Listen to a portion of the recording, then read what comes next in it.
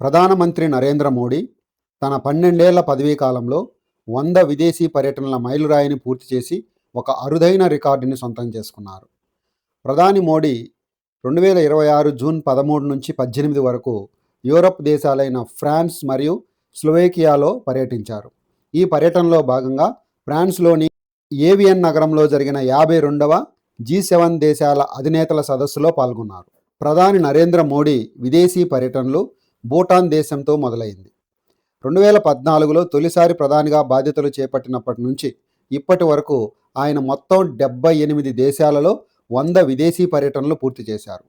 మొదటి టర్మ్ 2014-19 మధ్య కాలంలో 49 విదేశీ పర్యటనలు, రెండవ టర్మ్ 2019-2024 మధ్య కాలంలో 27 విదేశీ పర్యటనలు, మూడవ టర్మ్ 2024 నుంచి ప్రస్తుతం వరకు ఇప్పటి వరకు 24 పర్యటనలు పూర్తి చేశారు.